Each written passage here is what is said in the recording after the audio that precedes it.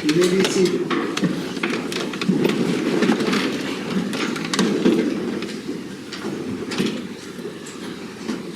I will call the following cases.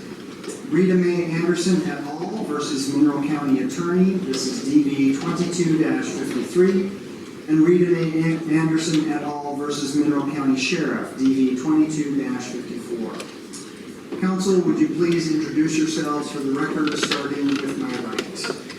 Lance Jasper on behalf of the petitioners, Your Honor. Jordan Toby on behalf of the petitioners, Judge. Paul Lester on behalf of the Sheriff. Deborah Jackson on behalf of the Monroe County. On behalf of both the officers. Thank you very much.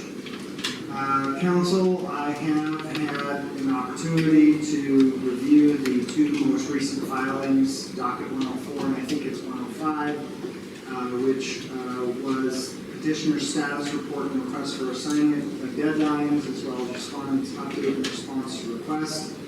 I'm fully familiar with the settlement agreement that was negotiated by the parties with the assistance of retired District Court Judge Russ Fay.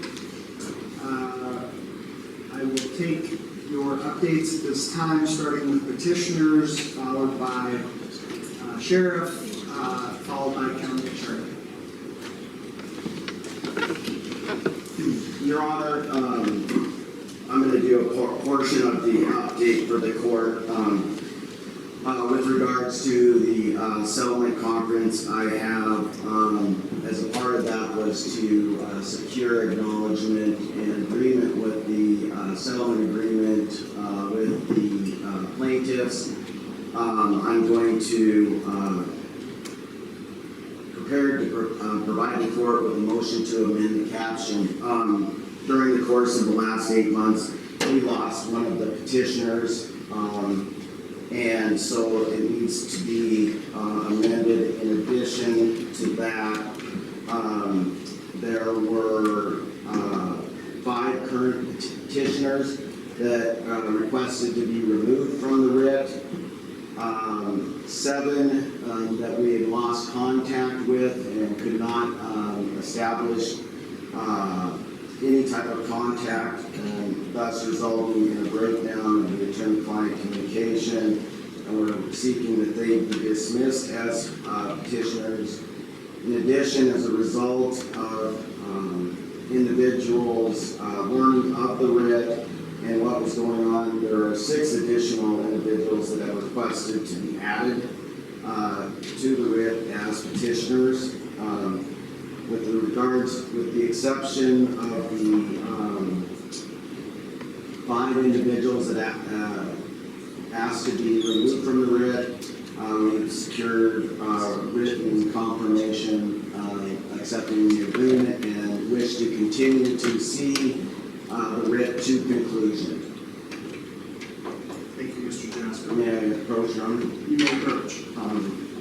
Unfortunately, I didn't bring a copy for opposing counsel, but it's just a proposed motion to amend the caption along with the proposed order to do so. And if I may, Your Honor, Rule 15 provides we have 21 days in which to respond to that motion. We have not even been given a copy yet, and Mr. Jasper has not presented it to the court. So we request the adequate time to review what it is, who it is, and where it goes. And if we concur, we'll just give you a consent. We haven't even looked at the document. We're required 21 days by the rules of Rule 15. True, you are correct. I'm just wondering, what does the change in the petitioner's names, what effect or prejudice has it on the county attorney or the sheriff? Question 1, Your Honor, would be, does the estate of the deceased person have a claim that they wish to assert or not? I don't know if the PR is signing for removal or not. 2, several persons also provided letters to the county saying they had requested to be removed and did not get removed at one point or another because of Mr. Jasper's clients. We didn't respond. And thirdly, we'd like to see who the 6 additions are or who the deletions are, because it may be there's other claims pending against the county, whether it's jail claims or whatever else that this may affect. We'd like a chance to see first, to figure out, are the 2 arguments tied to each other with a separate proceeding or a claim or not? So I am going to ask the clerk to provide, to make a copy very quickly. We'll provide it to the county attorney's office as well as the sheriff's office so that they have process, and we will provide you, actually I think it's 14 days, Mr. Condon, because it's a motion within litigation and governed by therefore Rule 2. Your Honor, Thank you, Your Honor. If that's the case, either one works. We just need the opportunity, like you said, for the process. That's the big question. That's Thank fine. you, Judge. I'll give you an opportunity to respond. Your Honor, just so that the county attorney understands that every one of the petitioners signed an agreement that they weren't seeking any type of damages. It was simply compliance with the law. So there are no requests for damages. Thank you. Fair enough. Thank you, Mr. Jasper. Other updates? So, Judge, you said that you reviewed two documents, and I just want to make sure that we are all on the same page. One would have been our status report, and the other, was that a notice from the sheriff, or has there been a response from the county attorney's office to the status report? I received, I don't know if it has been filed, but it was received today. There was a document with a number of exhibits that were requested to be filed under seal. It was a two-page response from Mineral County. Actually, it has the Mineral County Sheriff's Office as the respondent for this one, but I would take it as from the Mineral County Attorney's Office. It was signed by Mr. Coleman. Okay, so we likewise, Judge, have not received that. And then as far as my update's concerned, Your Honor, I guess I set it forth pretty clearly in our status report, and my request would be then to be able to respond to the county's response to that. But again, I haven't seen that, Judge. You made no objection. I'm sorry, I didn't hear what Mr. Condon just We said. have no objection, Your Honor. Fair enough. So, Judge, does the court wish me to go through my status report? I'm happy to do that. I think it might be helpful to both the court and the gallery for you to at least hit the high points. Okay, could I sit? Oh, of course. This In fact, microphone's really awkward. In fact, it makes more sense in this post-COVID world where we're still doing so much by video for you to sit and use the microphone. Okay. I appreciate the formality. Thank you, Your Honor. So if I can have just a moment here. So essentially what I did for the court was went through our settlement agreement. And I've asked the court to impose deadlines upon the county to comply with the settlement agreement. The first 7 paragraphs of the settlement agreement, Your Honor, set forth everything that we as petitioners, and I believe the sheriff and sheriff's counsel, believe are still outstanding from the county with regard to disclosures to defendants past and present. Specifically, the 1 through 6 deals with the mental health evaluations that we learned were not sufficient throughout this process. And then number 7 deals with the disclosures regarding former deputies Kunzelman, Byzantine, and Nobles. The OPD does not have the capacity, nor do they legally still represent defendants with closed cases wherein those deputies were involved. And so the county attorney needs to send all of the disclosures regarding those 3 deputies to the defendants with closed cases where OPD was representation, or was representative. I asked that occur by August 1st because those cases are the oldest cases. Those deputies no longer work for the county, and so those need to go out first. I don't think that's an unreasonable deadline given the fact that we have been working with Mr. Condon on this for quite some time. And then with respect to the mental health evaluations, those involved some current deputies, and so we've asked for September 1st for the deadline for that. The reason that, again, that we've asked for deadlines, Your Honor, is we have tried very hard to get some of this stuff done. And while I do believe that the county has the intent to get it done, it's just not happening. So I think at this point, the court needs to impose some deadlines and then hold them to it. The settlement agreement also dealt with appointment of a supervisor. The county asked for Mr. Long and the court appointed Mr. Long. The agreement set forth the duties of the supervisor, and we've asked that the court impose deadlines of September 1st for the supervisor to go through the writ, make sure the county is in compliance with it, assess the workload of the Mineral County Attorney and the needs of the office, make specific recommendations to the commissioners regarding the county attorney and the needs thereof, and then also file a written report to the court with findings by September 1st. Finally, Your Honor, with respect to our deadline request, we've asked that the court impose a July 5th deadline for the county to appoint conflict counsel. I'm not certain how many cases Mr. Jasper and I have, how many criminal cases we have wherein the county attorney is the prosecutor in Mineral County, but there's a handful of them, and our clients are not able to get conditions of release amended or plea offers or settle their cases. This agreement was signed over a month ago, and the county agreed that they had a conflict in prosecuting our cases.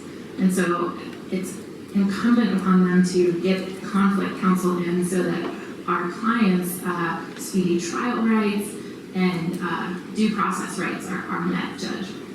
So those are the only deadlines. The other things that I think are important that need to be addressed by the court and will probably be addressed by the sheriff are that we agreed to very specific hiring policies for deputies, and because there was some conflict there.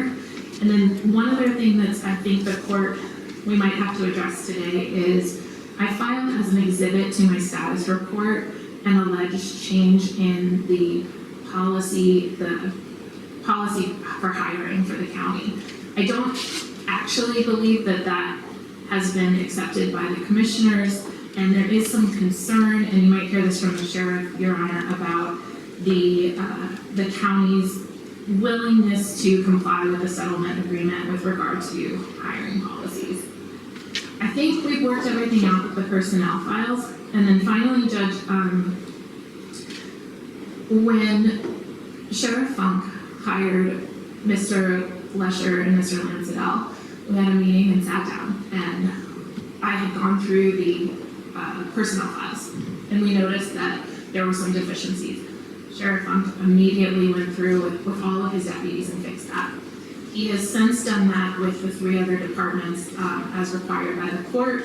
I know that he has filed a declaration with the court saying that's done. I also filed with the status report that a checklist that he has created himself to make sure that each of his employees are meet the statutory requirements. And so at this time, Your Honor, given that he has done what the court has asked and the county attorney has been silent on any further requests, the court ordered that the county attorney let the sheriff know what needed to be done in order for him to comply with the writ. And there have been no demands to my knowledge. And so at this time, we would ask that the sheriff be released, that that case be dismissed, because he is in fact in compliance. What's important, Judge, is he's demonstrated an understanding of what's required and a willingness to work on that going forward. Thank you, Ms. Kilby. Mr. Lesher.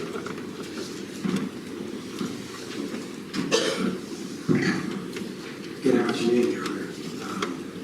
On behalf of the Sheriff's Department, I think our updates are minimal. The court has the settlement agreement and can see that with regard to issues that have come up in this litigation, that the questions surrounding the sheriff's attempts to hire an alcoholic were not successfully resolved in mediation. We tried. But what we did get was an agreement on the process by which Sheriff Funk would hire deputies going forward. An agreement that no policies would be enacted to abrogate the agreement and the settlement agreement. Now, Sheriff Funk earlier today availed himself of this process with regard to, once again, trying to effectuate the hiring of Mike Howard. And what remains to be seen is if the county attorneys are going to follow the policy. That they agree to the settlement agreements. The reason that this is coming up is because the sheriff was given a copy of a purported policy change that was supposedly enacted in November, and was told that it's in effect. It requires the county attorney to sign off on hiring decisions. The issue with that is that, first of all, if it was passed, and what we see from the minutes of the commissioners meeting is no indication that it was. A couple of updates saying that they were still working on the verbiage in November and December of 2022. But if it was passed, obviously a subsequent agreement by the county, binding settlement agreement, would supersede that policy because the two conflict directly. And so we don't yet have an issue, but we're queuing it up because we're hoping we can approve it. Now, the only other piece that we have for the court is, as Ms. Kelby just mentioned, that at the last hearing, Your Honor ordered the sheriff to ensure that the other three departments besides the main deputies were in compliance with statutory requirements, and we have done that, and per the court's instructions, we filed a declaration to that effect on June 12th. Per the court's order, I believe the county attorney had 7 days from the date of that filing to contest any of the assertions in the declaration, and they have not done so, and therefore, on behalf of the sheriff, I'm moving jointly with the petitioners to deem the sheriff's office in compliance with this court's writ and to be dismissed from this action. Thank you, Mr. Rusher. County Attorney, and again, please use the microphone so I shall. those on Zoom can hear. Is that working now? Yes, thank you. Very good. And I'll give you the same opportunity that I gave Ms. Kilby. Mr. Condon is, you can be seated if you wish.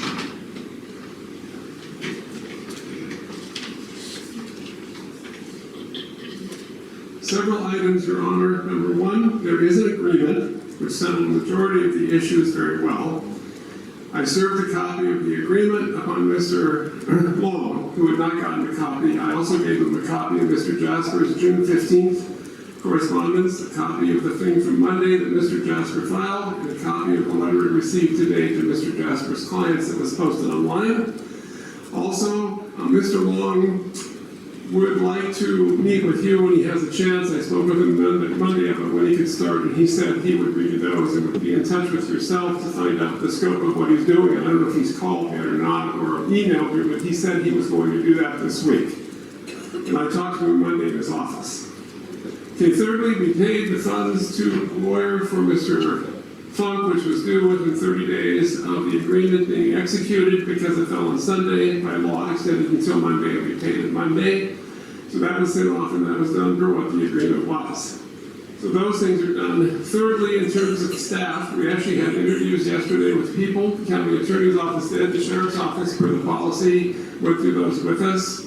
And we hope we have 3 persons hired to finally provide the staff to the county attorney's office in terms of clerical and doing some of the notices and finally mailing things that need to be done, so the envelopes, etc. And the emails are coordinated. So we accomplished that yesterday, and Mr. one of the county commissioners, Don Terrell, was there, and the Mr. was there, and the Sheriff Funk also had an interview with the same process last week, so that was done. So those things are moving forward in terms of where we needed to be. We do not have a settlement from Mr. Jasper yet in the sense of having his clients approve the same. If you look at the settlement agreement, Your Honor, that was required pursuant to page 16, or I'm sorry, it's page 3, I believe it was paragraph 14 that required that. Approval of the settlement agreement by the petitioners, and while he has a motion of some type to do that or something, but it's 33 days now after the agreement was executed, and we have nothing back from the question of who's considered, who's not, what they've done, so we'd like to get that so that we at least know that there is in fact a deal that binds the parties, which would be nice to see at that point. In respect to Monday's filing, I believe it is Rule 2 originally, and I think it's Rule 6 now. It says when there's a motion or a request, which is what he requests is to set deadlines and deal with the Mike and Howard hiring question. We have 14 days pursuant to Rule 6, I think it's C1, to respond to those things that have not, because we've had it less than 48 hours since we got it on Monday. And while I understand their concerns, we also have not received anything that certifies the sheriff isn't compliant, because as of Thursday, Friday last week, we had one detention officer who did not have a high school diploma in hand yet that we were trying to get. Ms. Jackson, myself, and Sheriff Funk have all three been trying to get that to be in compliance, and we haven't gotten it Friday, and before that person gets suspended, the MACO insurance rules require us to give a due process letter to employees, or else we waive off of getting the deductible paid by MACO. So the insurance company waives the deductible if we do their process, and if we don't do their process, then we have to pay the deductible if there's a claim. So because I've not had a notice that said we were doing something, I assumed at this point in time the sheriff was not yet in compliance. But if we get that issue solved and get information like that from Sheriff Funk, and we did not get anything to Mr. Cashman in the interviews yesterday, so that had been resolved, so I assume it is not yet, but we've got to be awfully close. Then we don't have a problem proceeding with that, but we need that shown to us, and it hasn't been so far, which is also why there's no response to the earlier claims. And it was interesting that the sheriff indicated, and so did counsel for the petitioners and the sheriff early on, like a month plus ago, that he was in compliance. And then Mr. Jasper's filing Monday says, well, we're awfully close to certifying that the sheriff is compliant. So that's in the document from Monday or the 15th, and then today we hear he is. Well, I think the detention officer was the question. So frankly, Your Honor, if we have the 14 days that Rule 6 provides us to have to respond and to figure that out, I suspect we'll work all those things out and have them done without already filing a response unless necessary. And I think that also moves into the spirit of where it goes. And I think that would be the best route to take, because we are entitled to the time, and certainly to the hiring question we are, because the discussions regarding who the sheriff is hiring deal with disclosures that we're required to make, whether it's Giglio or otherwise, and where that goes, and that issue needs to be resolved too, and we have not resolved that yet. Those are the things I'd have for the update, but we've made good progress on the question. The mental health thing is the last big list we need to mail out. And finding the records backwards, as Jordan Kilby said, it's almost historic, but not prehistoric, Your Honor. But some of those are 2 years, a year and a half, a year old. And it's hard to find the records of where defendants are, like Mr. Jasper said. 7 of his clients are missing, can't find them, no address, no record, no nothing. So that's part of the issue. So those we may just say, no one can find, no one has a record, that we're not disclosing, but we have disclosed who their lawyers were, and that's the best we'll probably do with that at that point in time. So in respect to the deadline thing, we'd like the time to respond to the request, and I think some of their dates may not be unreasonable, but some of them are, depending on how soon our help starts, which I hope is next week. And that would be my update for the court. Thank you, Mr. Condon. I'm going to open it up, any further comments. Since we worked our way that way, we'll work our way back. Thanks, Judge. Mr. Condon might actually speak faster than I do, which is like saying something. So I might need some clarification on some of the things he said, so I apologize, Judge. With respect to the deadlines at this point, if the county needs more time, Judge, it's not like they need more time to research the legal issues. We're making an oral motion at this point for you to impose those deadlines.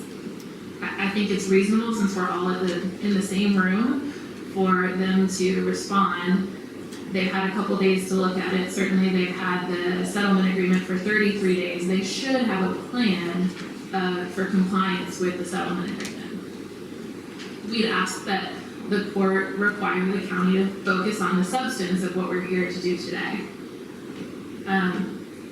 Secondly, did I hear that they had sent out to all of the OPD, former OPD clients with closed cases, Brady information for Kunzelman, Byzantine, and Nobles? Not on mental health. We have not sent the mental health part out, which is the big question that we had in the writ requirement. One other additional note, Your Honor, if you look at paragraph 16, it says, in terms of conflict counsel, we cannot hire a lawyer to work for the county attorney's office to meet paragraph 16 because it says we have to refer those to another prosecuting agency.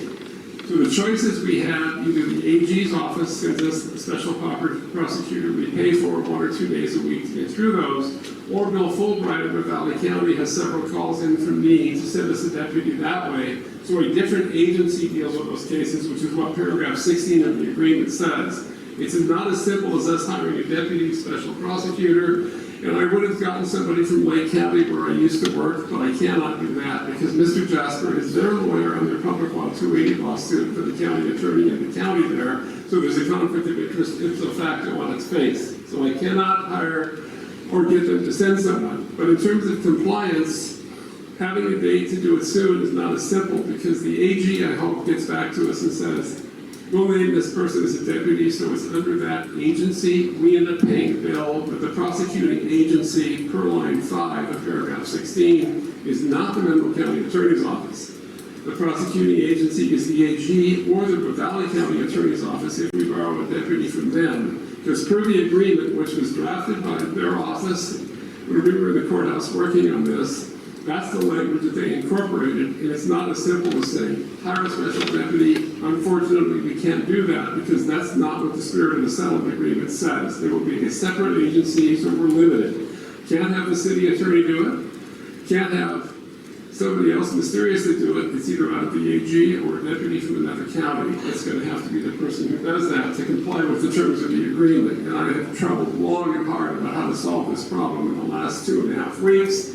And the county attorneys convention also got underway because a lot of AG people were at bat for the 4 days it was the Fairmont the week before last. So that's all kind of slowed the process down. That's not our fault. That's just the reality of finding somebody. So, Mr. Congdon, I appreciate that additional information, but I do want to get back to what was his question, which was, did you send notice out, have you, not the mental health, but the Brady Giglio information excluding the mental health on Kunzelman, Nobles and Byzantine. there we go, thank you. Sorry, Your Honor. Yes, we have previously. Those were done, but we've not done the mental health part because I don't have the list. It was sent to the attorneys at OPD. The private pro se person got information on those persons, but we've done none of the mental health past them. That's what we're doing. You're answering questions we haven't asked yet. Yeah. Okay, I'm sorry. So, I'm sorry.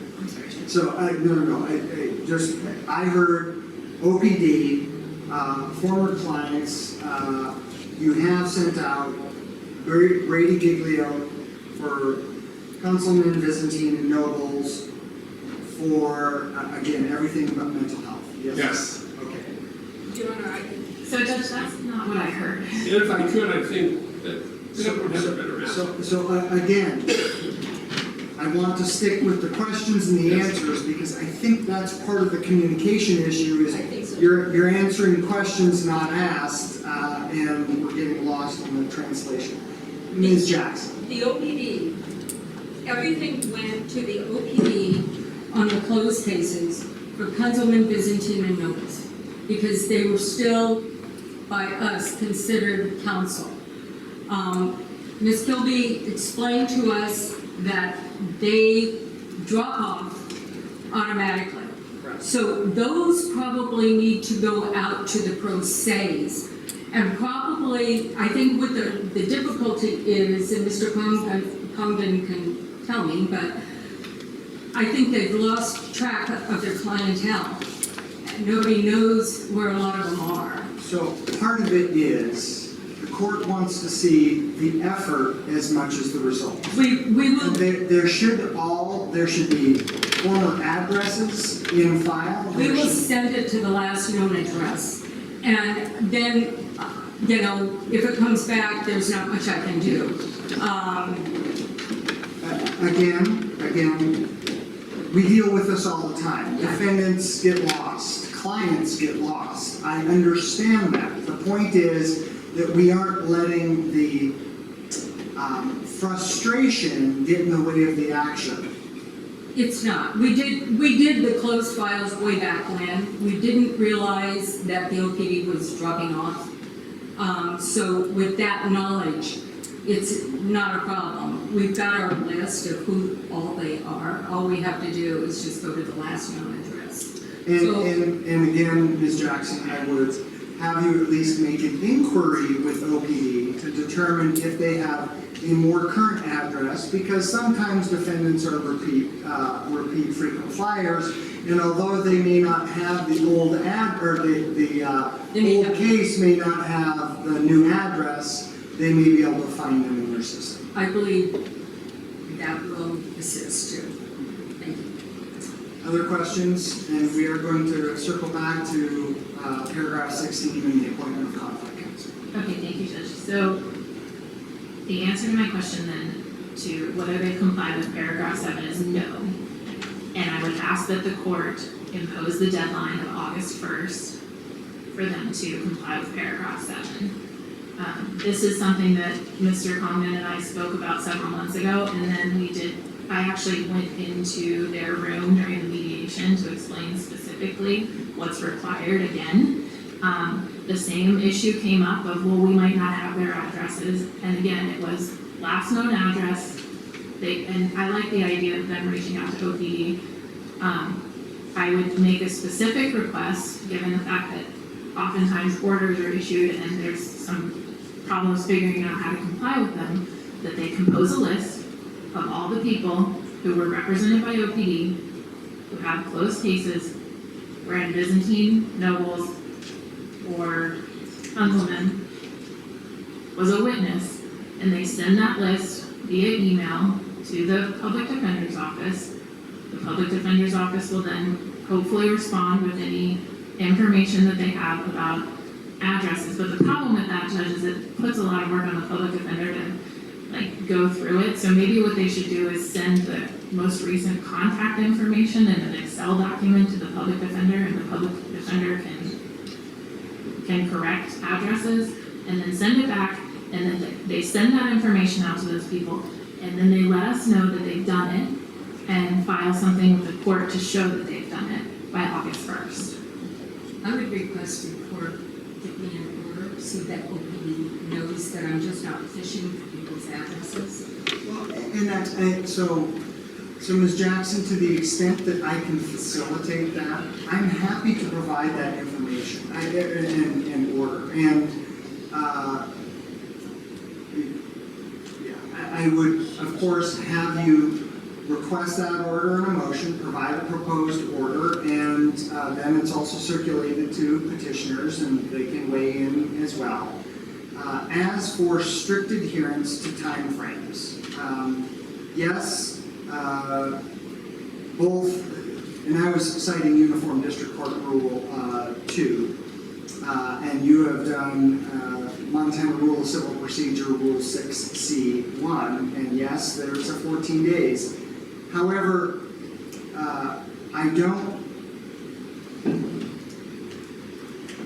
we're all members of the legal profession. The 14 days is to provide ample opportunity to respond with appropriate legal citation and the marshalling of facts. Many of these things, including the request for deadlines, does not require substantial legal research. It's a practical discussion. And I will be adopting deadlines by the end of this hearing, so I want you to look at all of those deadlines and let me know what is impractical. Because, again, I think petitioners have provided dates which I think are a practical and appropriate deadline. When I had reviewed the settlement agreement, I was curious as to when all of this was going to occur because I didn't see any deadlines other than a few, like for the nomination of a supervisor. But I think it's appropriate that we do insert some deadlines with the understanding that life intrudes, and I'm happy to entertain extensions of deadlines as we entertain extensions of deadlines in everything we do. But a deadline will provide an opportunity for all parties to have some expectations. Certainly this court, given these writs have remained outstanding for now the better part of a year, and we will be celebrating a one-year anniversary here shortly unless we can get this thing wrapped up. My goal is simply compliance with law. And again, to the extent that we can do some practical problem solving, like with how do we get this out, there are numerous avenues. I suggested one with collaborating with OPD, just simply to get information out there. And you indicated, Ms. Jackson, that you may need an order. Again, I'm happy to provide that to help facilitate it. And that goes really with anything. And previously, in doing some additional research on various deputies, I provided subpoenas to Mr. Congdon. I'm happy to facilitate it. This isn't an attempt to isolate and penalize the county attorney's office. This is an opportunity to help the county attorney's office get in compliance. And I do know that this has become far more adversarial than I think it needs to be. Because although you may not appreciate and someone telling you how to do things, I know that I would have my hackles would raise as well if someone came into my chambers and started telling me how I'm supposed to do my job. But I don't believe it's out of ill motive that the petitioners are trying to provide some assistance. You may disagree, but you can certainly use them as a resource for how do we get across this? How do we get over these practical impediments? Because they are approaching it from the standpoint of representing defendants, but mindful of the fact that they represent peace officers and others from around the state. I know Ms. Kilby has a background as a prosecutor and certainly understands the stresses and stressors of the job. We just need to get it done. And to the extent that we will settle on some dates here very shortly as to deadlines for getting specific tasks done. But we need to get this done. As to the sheriff's office, the court is releasing the sheriff from the writ of mandates and dismissing DV 22-54 as having been satisfied. Although there may be minor paperwork issues, I suspect the individual who didn't have their high school graduation diploma readily available is likely to easily satisfy that. The court's principal concern was for deputy sheriffs, and I believe that those have been resolved.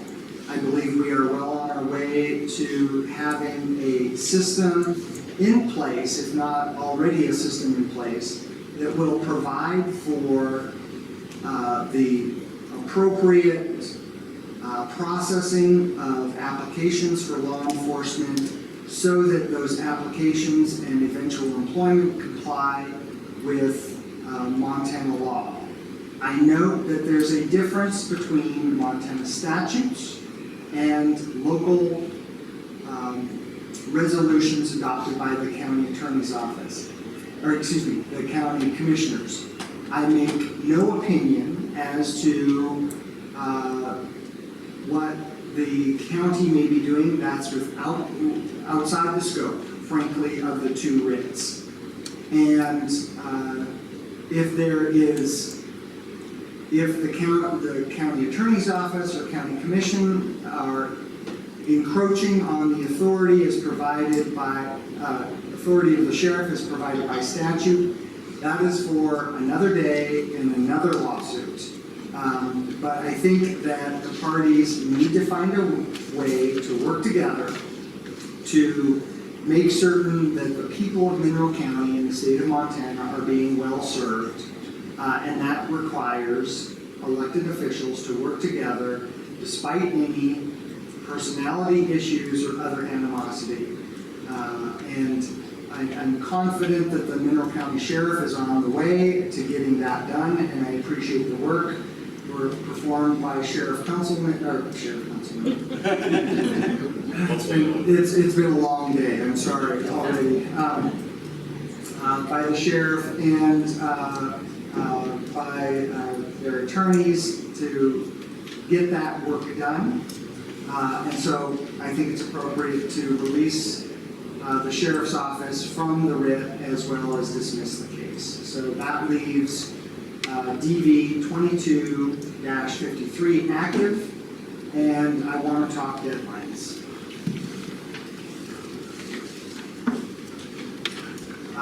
Working off of the proposed order that the petitioners have provided,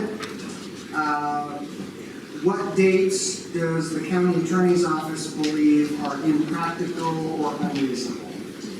We were not served the proposed order, Your Honor, but It was e-file, Judge, so we were not served the proposed order, Your Honor. At least I do not have it, but here would be my thoughts. I have item one, complaint. Actually, Mr. Condon, I want them, I would rather have you refer to that sheet because I'm going to, so Good. could you make a copy of that? Because I am going to sign off on it today. Or if you will ask, I could do this one. Well, I'm going to have you go through this in Okay. just a moment. I'm going to have a copy of it made and distributed too, if you would, for both the county attorneys, so that we can go through box by box and make sure that we have a complete understanding of the deadlines and can proceed appropriately. So you may talk now if you wish, but if you're going to be giving deadlines, that was my only copy that was taken out by the clerk to be copied, so. I would ask a favor of the court. Okay? That is this. People were admonished earlier in this proceeding, and you just said the same a minute ago, people need to get along. Item 12 of the settlement agreement says the parties agree to not publicly disparage one another or their counsel in matters relating to the prosecution and compliance with the writs. When I look at Mr. Jasper's filing, it talks about, obviously the county attorney doesn't understand the law, doesn't understand the writ, has numerous times not complied with deadlines, whatever else. I see a whole lot of things that are nice rhetoric, but really there isn't a list of what we have not done on a set schedule or violated the court's order or misrepresented anything to the court. So I would think the rule of no disparaging comments applies not just to the question of your mouth, it applies as well, I think, Your Honor, to what people write. And as well, Mr. Jasper's letter that showed up on the internet today earlier, when it states very simply, the county attorney's office is not taking the matter seriously. I think we're very serious based on the number of hours per week and the work we've done. As already shown, non-completion and non-compliance with the settlement agreement, that's Mr. Jasper's conclusion. That is not shown anyway, and I just gave you a list of what we've done a moment ago to comply as best we can at this point in time. So I would think it's appropriate to remind people it's not just what you say, it's what you write. It's causing as much grief and as much ill will as possible. And if that's the purpose, I think the purpose should stop, and that's my opinion, but that's my request to the court, because I am very careful when I write a motion or brief, not to beat people up, because this is not about beating people up. As you say, this is about, let's do it right and get it done. That's my preference. I'd like to get a second, for sure. Very briefly. Briefly, is part of the reason we are requesting deadlines in this matter is the fact that once the sheriff obtained independent counsel, we were able in basically 5 weeks to accomplish what had taken 8 months of the county attorney's office to get through the writ. And the idea that these settlement agreement are just reaffirmations of previous orders that this court has issued on it. And now we're to the point where we're had to negotiate to get a supervisor in to see that the administration could be completed on it. And what we are trying to do is assure my clients and trying at the same time is set a balance so that we know that by a certain date this can be completed, because we know from the sheriff's actions and their counsel working to achieve this should be done in an 8-week period on it. There's no way we should be celebrating an anniversary on this case. It was never our intention to see that this matter would be for a year on it. And the issue of understanding Brady Giglio and that requirements is a basic understanding that any prosecutor should have. And so what I'm trying to do is, again, I don't want to get back into a situation where we went to a mediation. That usually results in a settlement dismissing a case. In this situation, it was a settlement agreement to reaffirm the prior court's orders to condense those down again, and didn't result in a dismissal of the case. It continues on, and it's our great hope is with the supervisor, and we can work together like we did with the sheriff's office to see that this is accomplished. This is the last thing that I want to be doing in my process, but it's so necessary to the justice system of Mineral County that we get it online. And so,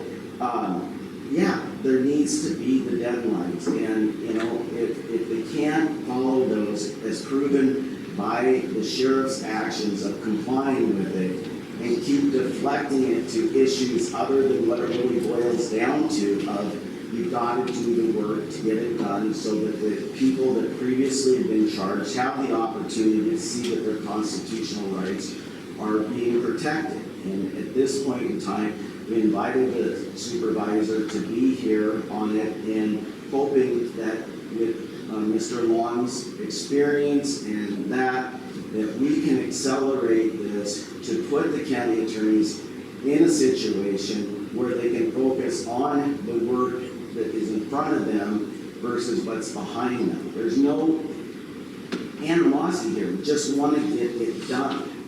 And that is where it lays. So, thank you, Mr. Jasper. I think we're all in agreement that we want to get this done.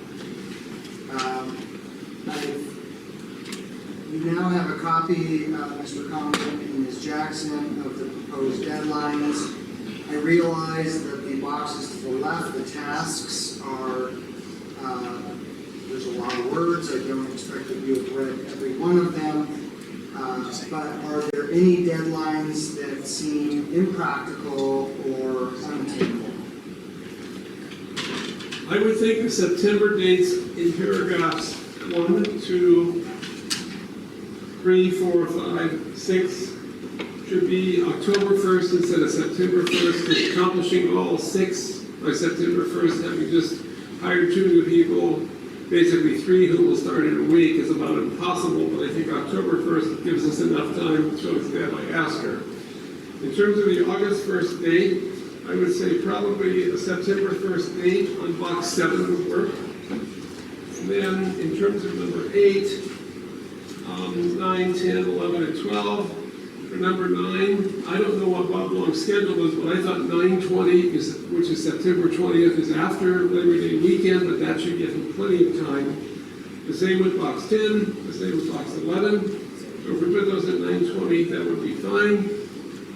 I think those would be good. And I think the July 5th date is not a possible date because I either need to find a prosecutor from the AG's office, and I hope that they get back to us today or tomorrow. I've been getting messages in writing since 2 weeks ago. And I also hope Bill Fulbright from Loudoun County will call back, and he made today, he was in long motion with Judge Reck this morning, or else I probably would have talked to him then. But as soon as we get one of those persons, we will notify the court, and they can schedule the dates that work for everyone. I think July 5th is not practical, because that's next Wednesday, and I just don't see anybody having a separate prosecuting agency figured out by that point, because people have not gotten it figured out so far with those people that we have asked that we could. And I wish I had another alternative to say I'll appoint a special deputy here or Deadwood, or the commissioner as well, but that's within this agency, and that's not what the agreement called for. It needs to be out of this agency and a separate prosecuting agency for the agreement. That's the biggest one, I think. And we will tell you immediately when we get someone, Your Honor. If that could be a condition, get it done ASAP, that would be delightful for that condition, which is number 12.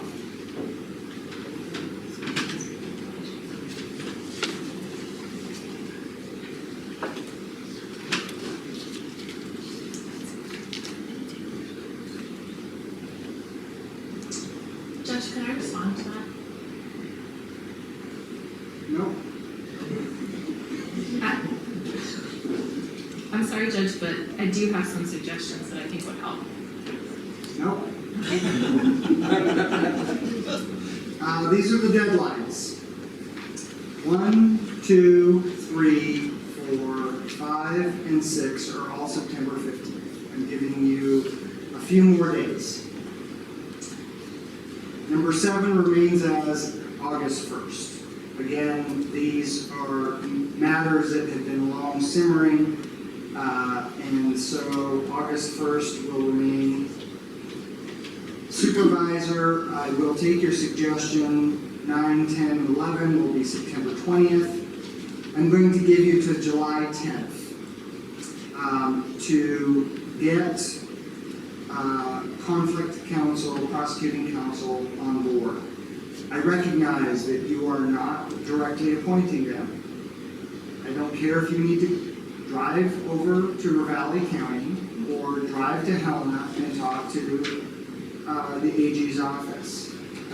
The AG's office has a direct responsibility to assist with covering and supervision of county attorneys, and so whatever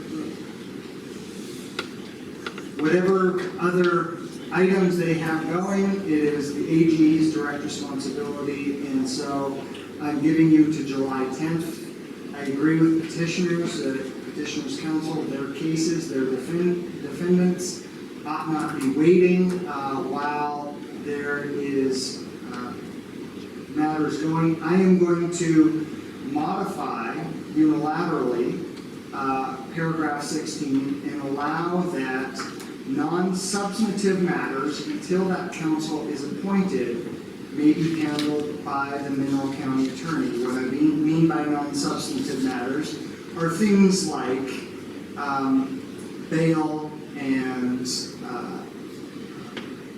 arraignments and continuances. Again, just until July 10th. Because I want to give those defendants an opportunity to at least have some movement on their case. And of course, on a case-by-case basis, I understand that defense counsel may choose not to bring those issues before the Mineral County Attorney's Office.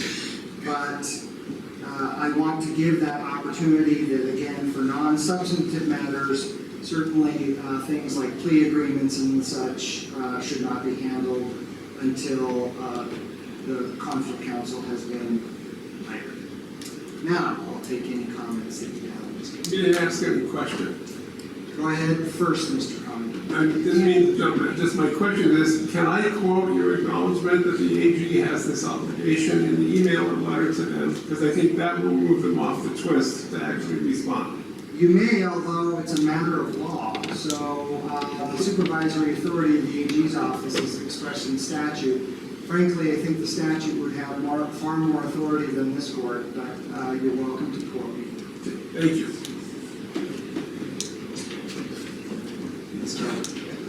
Your Honor, at this time, I would move that the court order the county attorney's office to explore other options as well. It's my understanding that the AG's office is, I can't speak for them, but they're very, very overworked.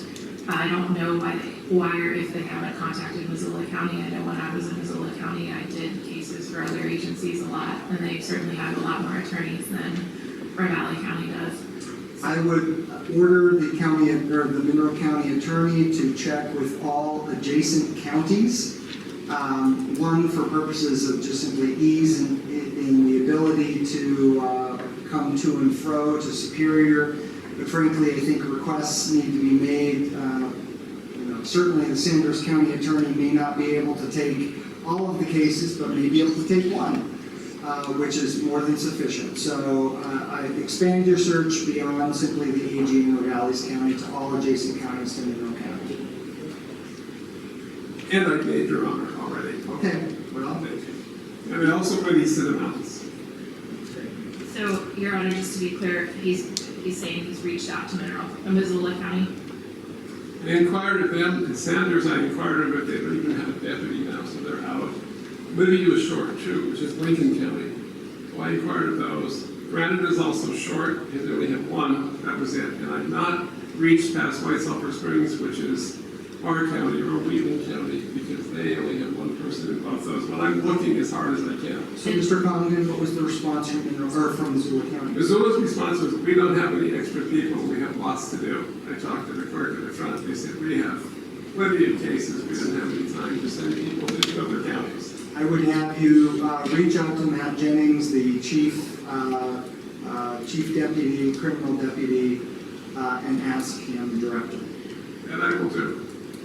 The other thing that I was just gonna judge that seems kind of minor, but for the record, we did e-file this proposed order, and so the county attorney should have it through e-filing, so, I understood that. okay, thank you. Court is going to submit the proposed order with the modifications to the clerk with instruction to file.